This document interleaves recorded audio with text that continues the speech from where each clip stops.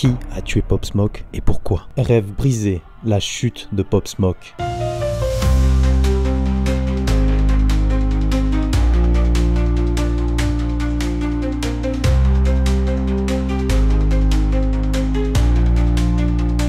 Pop Smoke, de son vrai nom, Bashar Baraka Jackson, est né le 20 juillet 1999 à Brooklyn, New York. Il était issu d'une mère jamaïcaine et d'un père panaméen. Grandissant dans le quartier de Canarsie, il a été influencé par la culture musicale de sa ville, notamment le hip-hop et le reggae. Dans la nuit du 18 au 19 février 2020, un groupe d'hommes réussit à localiser son adresse grâce à ses récentes publications sur Instagram. En effet, dans la journée, le rappeur de Brooklyn a posté sur ses réseaux des photos de sacs et de vêtements qu'il a reçus. Malheureusement, sur certains de ces sacs, on y voit distinctement l'adresse de la résidence du rappeur. Oui.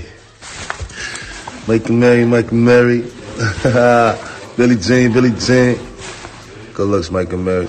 Cette information précieuse n'a pas échappé aux assaillants qui ont décidé de se rendre sur place avec l'intention de le voler. Plusieurs individus armés ont pénétré dans la maison où Pop Smoke séjournait. Ce dernier passait la soirée avec des amis. Vers 4 h du matin, les 4 assaillants font éruption dans la résidence en exigeant de l'argent et des objets précieux, provoquant une confrontation violente. Durant l'altercation, Pop Smoke a été touché par balle, le chanteur se serait défendu et l'un des agresseurs, âgé seulement de 15 ans, lui aurait tiré 3 fois dans le dos avec un Beretta 9 mm. Malgré les tentatives de réanimation des secours, l'artiste a succombé à ses blessures peu après son arrivée à l'hôpital. D'après l'enquête, les jeunes braqueurs âgés de 15 à 21 ans ont juste voulu voler ses vêtements de luxe et dans la panique, l'un d'entre eux aurait tiré plusieurs fois sur le rappeur. En juillet 2020, 5 suspects ont été arrêtés par la police de Los Angeles. En pleine ascension vers la gloire internationale dans le rap et la drill, Pop Smoke voit sa vie basculer de manière tragique. À seulement 20 ans, Pop Smoke était en train de devenir une figure emblématique du rap.